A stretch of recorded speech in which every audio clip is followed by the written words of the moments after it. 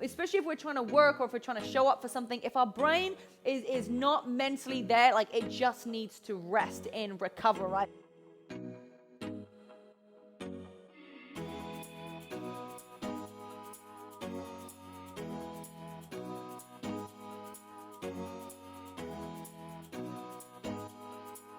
All right, everybody, welcome back to this week's episode of It Takes Grit with me, and Alfie is here. Oh my goodness, what a crazy couple of days Alfie has had. Alfie, do you want to just acknowledge everybody? Oh, you got your tongue sticking out for us right here. If you're watching on YouTube, you'll be able to see the full effect of Alfie and the tongue. He's actually been in hospital for the last 3 nights. A little bit of a scare. Last night that I was in London, England, oh my goodness, I got a message to say that Alfie wasn't feeling that great by our incredible dog sitter, and then it was like, oh, he feels fine. I went to bed. I woke up the next morning on that Monday morning with loads of missed calls, loads of messages, and so you can imagine what your heart starts to do. And he had actually gone into hospital. Luckily, the girl was incredible, and she took him in and put like $1,500 on her card so that he could get the care that he needed.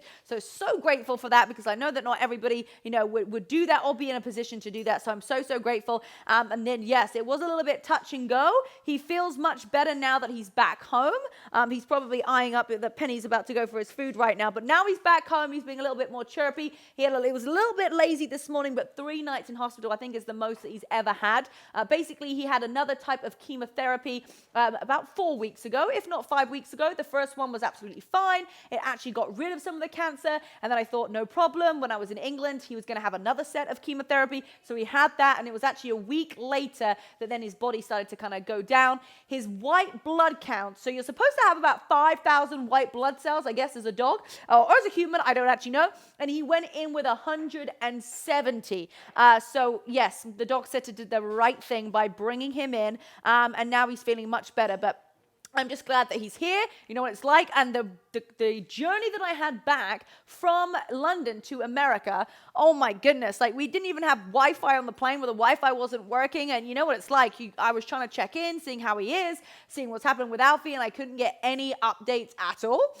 So that was a little bit of a stressful journey, but great news is we got home. He was feeling better.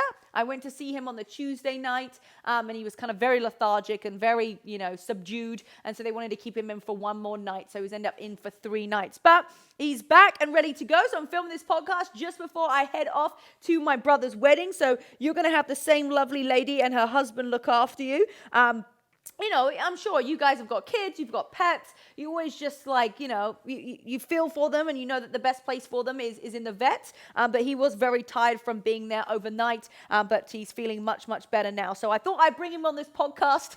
You just never know when it's going to be Alfie's last week on this planet, but we're holding in there, right? And we've actually trying something new. I'll kind of update you on it a little bit, but met somebody this week who has a different way of, combating cancer. So I'll give you an update on that one as well, because I think it's a catch-22. You're just like, well, do we keep giving him chemotherapy and that's going to kill his cancer, or is the chemotherapy actually just killing him because your immunity goes so down because the chemo is just killing everything inside of your body, including the cancer, but it's also getting rid of your white blood cells. So your immunity's down, then you can easily pick up an infection. So we might try something a little bit different. But anyway, thought I'd give you a little update on Alfie there, just so you know that he is still rocking and rolling. And today we're going to talk about how to sustain and maintain mental energy. All right, so raise your hand if you've ever just felt like overwhelmed.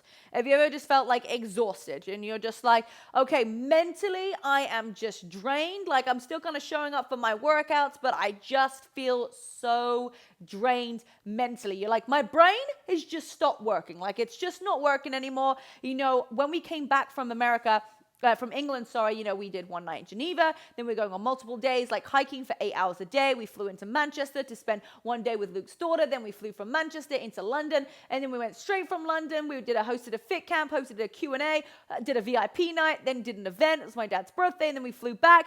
4 hours sleep, straight into a workshop day, because I've got this epic thing that's happening coming up in the first kind of part of April that you do not want to miss. If you've done any of my inner transformation programs, any of the mindset stuff, like you are going to go crazy for this. So just keep your calendars clear for that.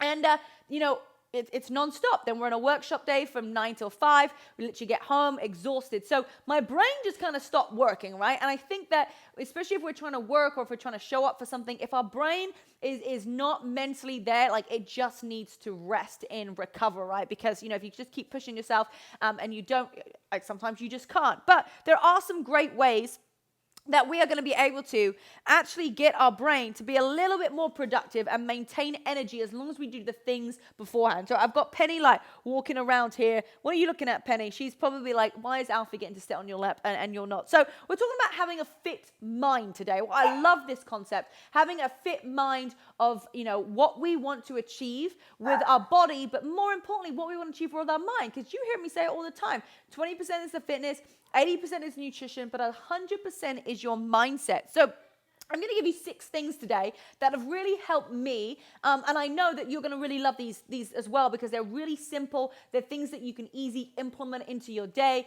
They're things that you can easily go, oh my goodness, like I didn't even realize that was the thing that gave me mental energy and having a fit mind. So the first thing is brain food. I mean, you got to nourish your body. I'm always going to go back to the foundations of nutrition, right? Because if you're feeding your body crappy food, if you're feeding your body processed food, if you're feeding your body heavy food, like that is, you can't think clearly. Like you get drowsy, you get tired. Think about when you've just eaten a burger or like a piece of pizza, right? It doesn't give you energy physically, but it also doesn't give you energy mentally as well. So what you put into your body, good, high octane fuel is what you're going to produce afterwards. For me, someone the other day was like, what do you do when you kind of feel tired in the afternoon about 3-4 o'clock? Well, that's when I have one of my B12s, right? One of the amazing products that I use, same company I've used for the last 8 years.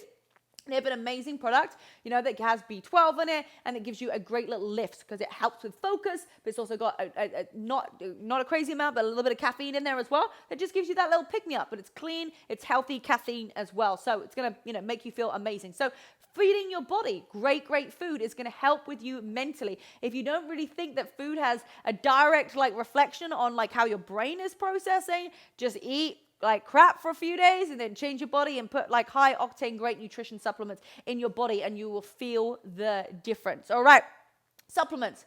Yeah, that's what we're going to go into number 2 is because they are 2 different things. One, yes, is nourish your body with really great food, but I get a lot of my food from my supplements and that is key, right? The most successful people on this planet, they use supplements because we just can't get the type of nutrition that we could out of an apple just even 10 years ago, right? What it's made with, all the different ingredients in it just to create as many apples as they can, doesn't have the same nutritional value, which is why supplements are so important and they're so key. It is a supplement to your schedule, to your routine, to your daily day. But for me, shakes in the morning, aloe, tea, all of my tablets, just fueling my body all day with really great high professional nutrition supplements, it's going to make my brain work a lot more effectively because otherwise you skip meals, right? You skip a meal or you have a piece of toast because you think that's a snack. No, why would you have that when you can have something that's got really great nutrition in it, like powerful nutrition that's going to help you with your mental clarity as well. So that's absolutely key. All right, number 3. Now it says on here, I got kind of 2 words from this, right? It's meditate and rest, right? Because you can meditate, taking time away from your day just to kind of reflect and unwind. But for me, meditation can mean taking the dogs out for the walk. It's getting a reset in the day. Like one of the things that I put on my TikTok the other day is my meditation is climbing in the mountains. I mean, I don't really slow down. So me getting in the mountains is how I slow down. I can't have my phone. Well, I have my phone, but I'm not working. I'm just walking. I'm walking in the snow. I'm focusing about where my next foot's going to go. I'm going to focus hey, I'm going to be able to climb this ridge because, oh my goodness, it's so scary. And so you get to find your own meditation. And I just feel for me, it's what helps you switch off, right? What helps you switch off to recharge your brain so that you can come back with more ideas, more energy, just feeling better about the decisions that you're making as well. Because, have you ever just kind of gone, and you haven't taken a moment just to breathe, right? Those breathing moments actually give you more clarity about what you want in the future. They make you make better decisions because you have more energy to make the right decisions. Have you ever made a bad decision? Yes. Has it normally been when you haven't had much energy or you felt out of balance? Yes, right? So having those times to reset. And for me, they're short little resets, you know? Sometimes you might need something longer. You might need a whole day off to kind of get away. Or maybe it's just like, all right, I just need to take a quick breath. I need to take the dogs out for the walk. I need to have a cup of tea. I just need to switch off. You know, whatever it is, you get to decide that. But meditation is one of the ways that you can do that. All right, number 4, you got to set boundaries and stick to them. It's so crazy. I am the worst person at saying no to anything. I want to do absolutely everything. I want to do it all, right? Isn't that right, Alfie? Like, we want to do everything. So often we're saying, yes to everything. And when I started to get training for Mount Everest, it was like the first time that I was like, no, I'm going to do this after Everest. Like podcasts that I was, saying that I was going to do, I was like, no, I got to do it after. I got to do it in June. A couple of other things that people would ask me help on. I'm like, oh my goodness, I know that this would just take me like 5 minutes. I know that this just take me a couple of minutes to do. However, all those things do stack up. And then you've got to have those boundaries, right? Because if you are constantly pouring out to everybody, your mental capacity to actually run everything. Now, everybody's different. For me, I can take a lot on and I can figure out where everything is going and I know where I'm at. It comes to a point where I'm like, okay, this is ridiculous. Like, I don't need to add this to my plate. I don't need to add this, but it's all your decision. Like, nobody else can say you're doing too much. No one else can say, like, it's like someone saying you should break up with someone. Like, you're not going to do that. You're going to do what you feel is right. So in your heart, am I doing enough or am I not doing enough? What the thing is if you are, constantly saying to yourself, oh, well, I don't want to take on too much, right? I don't want to take on too much. And you're really not doing anything.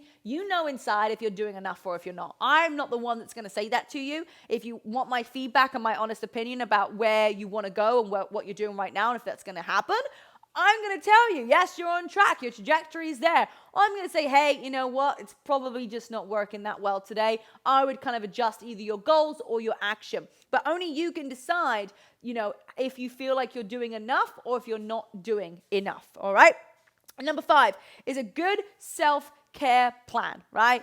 I know when I get the opportunity to have self-care and to look after myself. And I'm very strategic and I'm very tactical and I'm very honest with myself about what my whole year looks like. Because, I don't think that you can just say, okay, I'm going to plan this month and I'm just going to only work out a month. Because I look at my year as a whole because I have so much stuff going on. I can't just go into February and say, oh, you know what? I'm going to look at February. I'm going to work a little bit here and I'm going to rest here. For me, that doesn't work. That might work for you. But my vision is on a bigger scale. So I'm going to be like, great, I know that I need to condense all the work into these 3 weeks so that I can do the trip that I want to do in November. I really do think that far ahead. And so my self-care is planned over the year. I know when I need to get myself in, I make sure, and I don't rush, I rush things like my hair and my nails, my toenails, all of that stuff. That's not something for me to be like, oh my goodness, I'm going to really enjoy it. It's more of a chore that I have to get done. But my self-care is going out to play golf or sitting by the pool and just reading a book. It is having a massage. It's, going for a walk. That's my self-care. And again, what makes you feel good? What reinstates your energy? What sustains your own mental energy? What is it that helps you? I'm going to be different to everybody else. I'm going to have my own way of doing things. And it's for you. I'm just sharing some examples from me, but yours might be completely different. So think about what self-care actually does sustain your mental energy.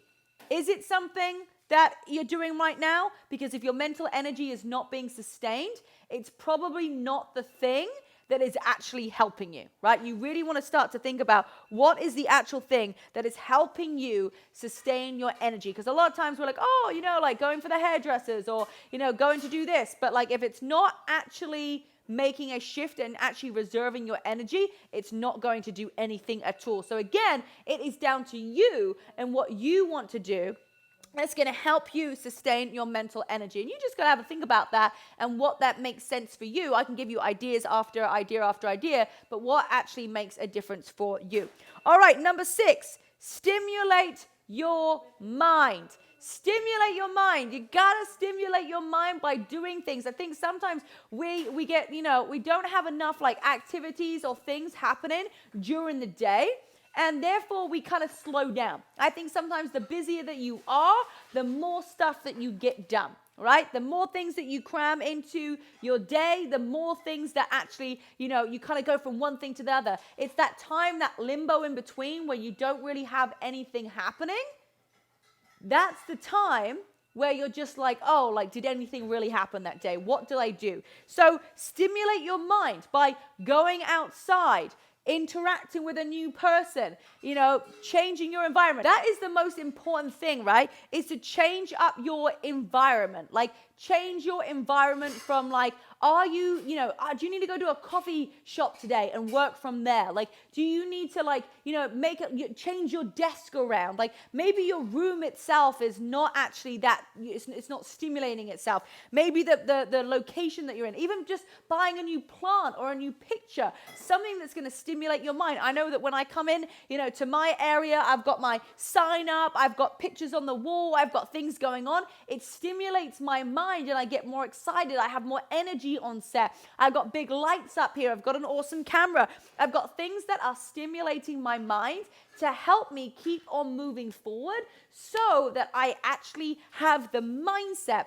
and the energy from my brain to keep on going. So what is your environment like? Like, where are you working? Do you need to spruce up your environment a little bit? Do you need to change it up? Like, is there something that you could do to your workspace right now that would make the difference for you and make you more productive and help you sustain that mental energy and having a fit mind, right?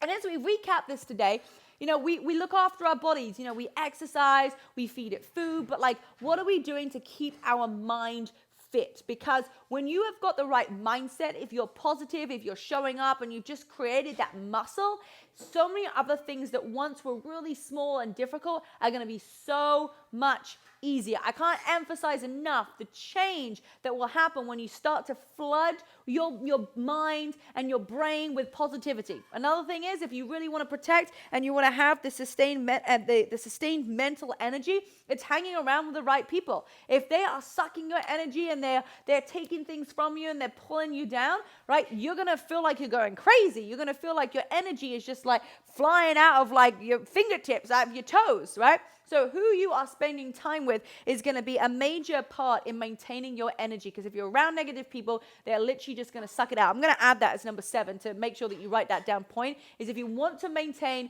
your energy and sustain it, it has to be around people who are on the same wavelength of you, who want the same energy as you, who are driving in that same place. And that's what's going to make the difference. So if you're serious about maintaining your energy, if you're serious about that mental clarity and that mental energy, at least pick one of those 7 things that we went through today and implement it, right? We can all watch a podcast, we can all listen to a podcast, but it's when you actually put action into it where you're going to get those results. So excited. I'm about a month out from leaving for Mount Everest. I'm going to do an Everest update next week, getting all my gear, probably just do a nice big video and showing you all my stuff that I've got going on. And thank you for all the love and support. It's been amazing. I'm so grateful. And I cannot wait to share with you everything that is happening for Everest. So again, thank you so much for all of your love and support. Make sure that you hit that subscribe button if you are watching on YouTube. Make sure you download all of the episodes so if you're ever on the go, you're going to be able to access them. We're going to try to do some from Everest as well. So make sure that you're following the It Takes Grit podcast to get updates. And of course, me on Instagram, Rebecca Louise Fitness. Love you guys so much, and get ready because the next couple of months are going to be wild. I love you guys.